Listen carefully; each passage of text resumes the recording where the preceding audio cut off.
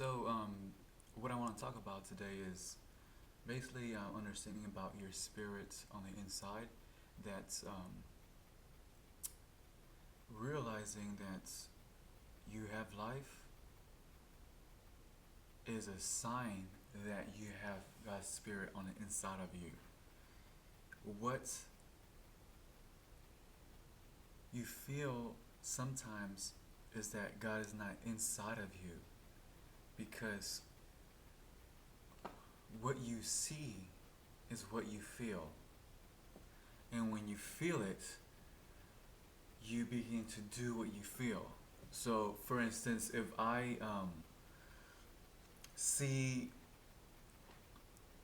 someone die, I'm gonna feel absence of life on the inside of me. And when I see the absence of life on the outside,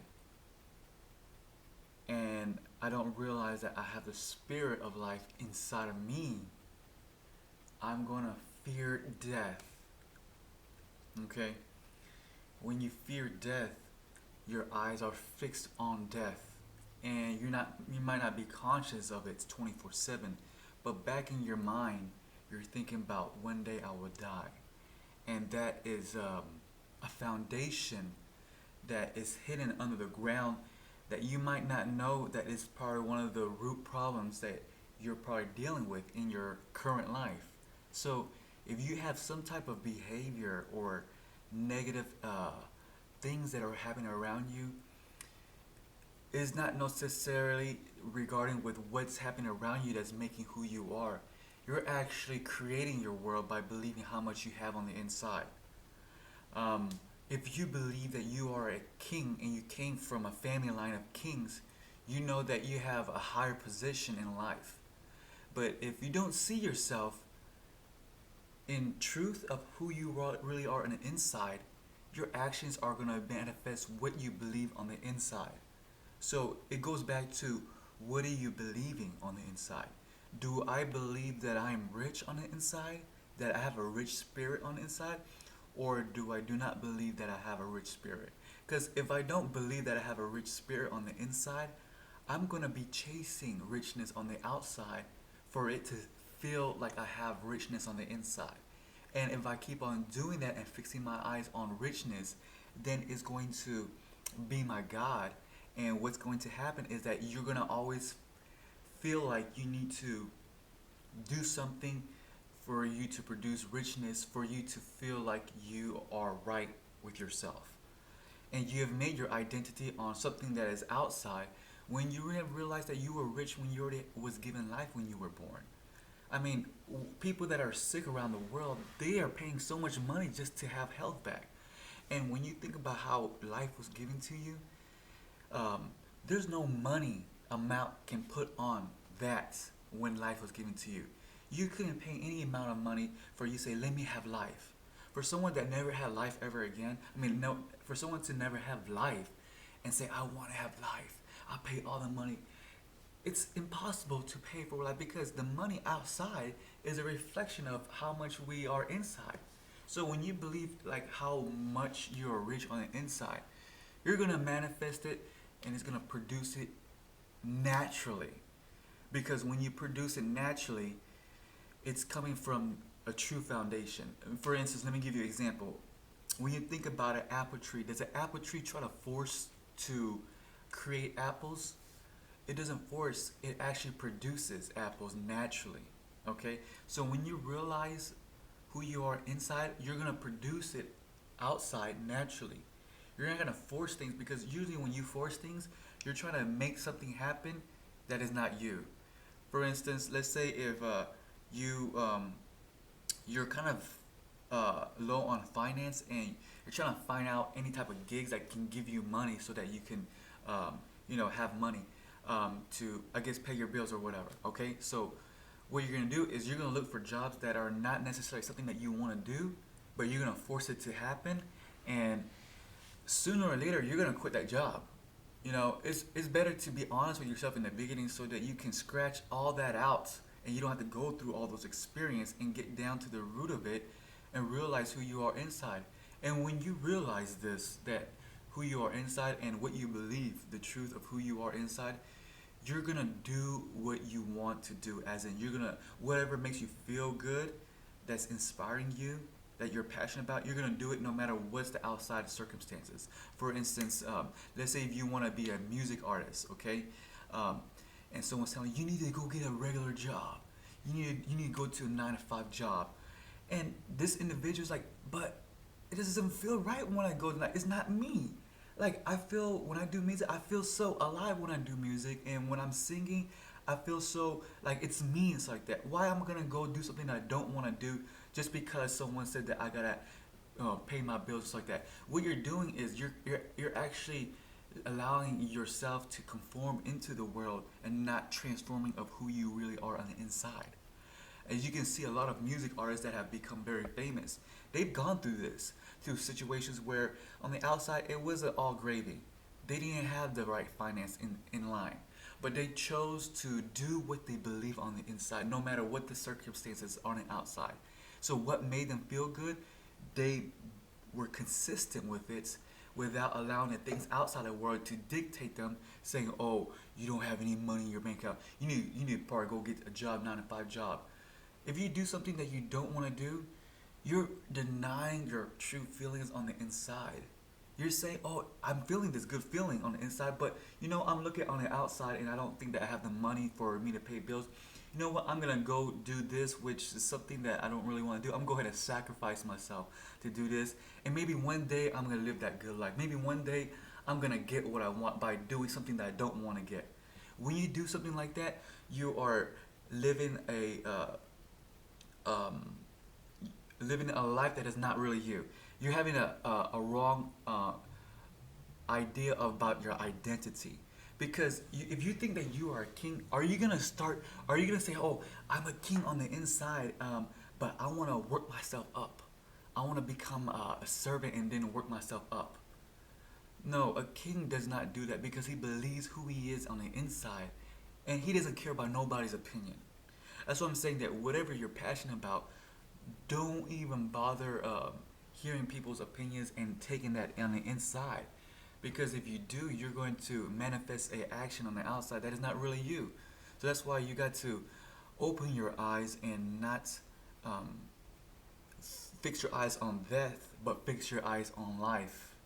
Because if you're always fixing your eyes on death, what's going to happen is your life is going to be about suffering, your life is going to be about sacrificing, and your life is about to be working or stressing or doing something that you don't want to do, thinking that one day you're going to get what you want.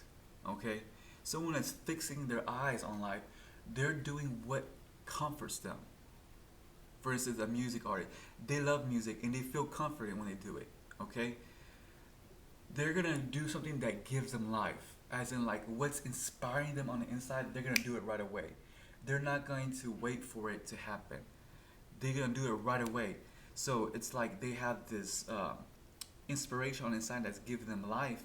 And someone that's fixing their eyes on life, that's their experience, what they're having. That because they chose this, they feel like they have more of an experience of life, and it is no longer a forcing of trying to make it happen. It's a natural instinct to produce it. They're not trying to sing, trying to make good music.